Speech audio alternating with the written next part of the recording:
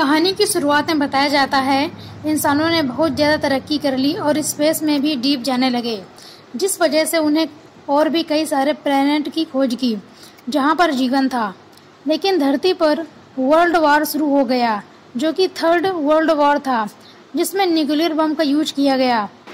Nuclear bomb की वजह से पूरी धरती डार्कनेस में चली गई। तभी अंतरिक्ष से एक सभ्यता आई जिसे विल्कन कहा जाता है। उन्होंने धरती को पहले जैसा बनाने की इंसानों की मदद की और अब वर्तमान में धरती पर एक ऐसी ऑर्गेनाइजेशन है जो ब्रह्मांड में उन प्लैनेट्स को ढूंढती है जहां इंटेलिजेंट लाइफ है, ताकि उनसे नॉलेज शेयर की जा सके। ये साल होता है 2033 का, यानी कि 8 से 210 साल आगे, जहां पर अब इंसानों के पास बहुत आधुनिक स्पेसशिप है जो कि लाइट की स्पीड से चलते हैं। इसी तरह के स्पेसशिप को दिखाया जाता है जिसके कैप्टन को पता चलता है उनसे कुछ दूरी पर एक लाइटिंग आ रही है।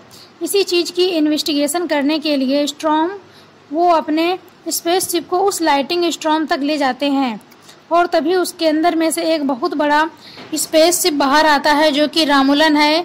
ये एक रेस है जिनका प्लेनेट तबाह हो चुका है। अब ये कैप्टन यानी कि अर्थ के लोगों के स्पेसशिप के ऊपर हमला कर देते हैं। रोमुलन का स्पेसशिप इतना बड़ा और एडवांस होता है कि अर्थ के लोगों का स्पेसशिप उसका मुकाबला नहीं कर सकते हैं।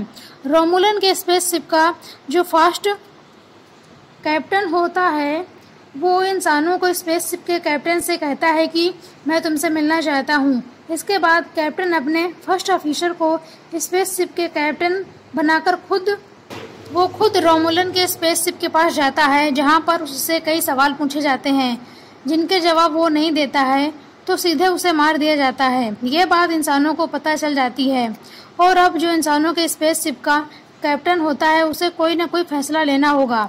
स्पेसशिप में 800 लोग हैं जिनकी जान उसे बचानी है। इन 800 में से उसकी प्रेग्नेंट वाइफ भी है जिसकी डिलीवरी होने वाली है। वो सबसे स्पेसशिप से बाहर निकलने के लिए कहता है क्योंकि उसे पता है कि रोमुलन का स्पेसशिप इनके स्पेसशिप को पूरी तरह से तबाह कर देगा। और जब सब बाहर निकल रहे होते हैं तब स्पेसशिप का ऑटो सिस्टम खराब हो जाता है, यानी कि किसी को यहाँ पर रुकना होगा। कैप्टन वहाँ खुद रुकने का फैसला करता है।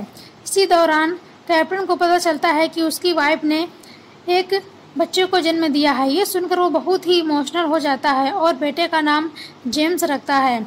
सबके निकलने के बाद कैप्टन अपने स्पेसशिप को रोमुलन के स्पेसशिप से टकरा देता है जिसमें ब्लास्ट होता है।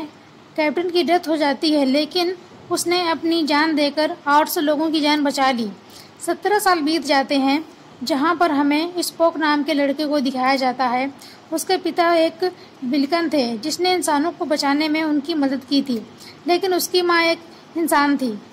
साइंस एकेडमी में उसे एडमिशन नहीं दिया जाता है बावजूद इसके, क्योंककि वो बहुत ज़्यादा ब्रिलियंट है।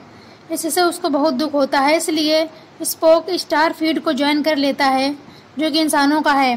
उसके एबिलिटी को देखकर उसे फर्स्ट ऑफिसर बना दिया जाता है। दूसरी तरफ हमें जेम्स को दिखाया जाता है जो आज से 17 साल पहले पैदा हुआ था, जिसके पिता कैप्टन ने अपनी जान देकर 800 लोगों की जान बचा ली थी। जेम्स बहुत ज़्यादा इंटेलिजेंट है, लेकिन वो कोई भी रूल फॉलो नहीं करता है। तभी यहाँ पर स्टारफील्ड के कुछ लोग आ जाते हैं। जेम्स की उनसे लड़ाई हो जाती है। इसी दौरान कैप्टन भी आ जाते हैं जो जेम्स के पिता को जानते थे। वो जेम्स को बताते हैं और कि तुम्हारे पिता मात्र 8 मिनट के लिए कैप्टन बने थे, लेकिन उन्होंने 800 लोगों की जान बचा ली। मैं चाहता हूँ तुम भी स्टारफील्ड ज्वाइन कर लो। पिता की तरह तुम्हारे अंदर भी काबिलियत है जिसका तुम इस्तेमाल कर सकते हो। 6 साल के बाद तुम्हें कमांडर बना दिया जाएगा। जेम्स इसमें बिल्कुल भी इंटरेस्टेड नहीं होता है और वो कैप्टन को वहाँ से जाने के लिए कहता है, पर जल्द ही उसे एहसास होता है कि ज़िंदगी में उसे कुछ करना चाहिए। वो स्टार ट्रेक ज्वाइन कर लेता है जहाँ सभी की ट्रेनिंग होती है। 3 साल के बाद एक टेस्ट है जिसे पास करना काफ़ी मुश्किल है, पर जेम्स बड़ी आसानी से इस टेस्ट को पास कर लेता है, जिससे सभी लोग हैरान हो जाते हैं क्योंकि इस टेस्ट का आज तक किसी ने भी पास नहीं किया था। पर स्पोक जो कि आधा विल्कन है और आधा इंसान है, वो जेम्स के ऊपर केस कर देता है और कहता है कि टेस्ट में डरना बहुत ज़रूरी है। इस टेस्ट का मतलब यही है कि डर में कैसे फैसले लेता है, लेकिन इसके अंदर बिल्कुल भी डर नहीं था, इसलिए वो लोगों के लिए खतरा बन सकता है। उसकी बात लॉजिकल लगती है, इसलिए उसे सस्पेंड कर दिया जाता है। तब सभी को एक बार फिर पता चलता है कि ब्रह्मांड में एक बार फिर लाइट स्टॉर्म को डिटेक्ट किया गया है। यह उसी तरह का लाइट स्टॉर्म होता है जिसमें आज से कई साल पहले जेम्स के पिता की डेथ हो गई थी।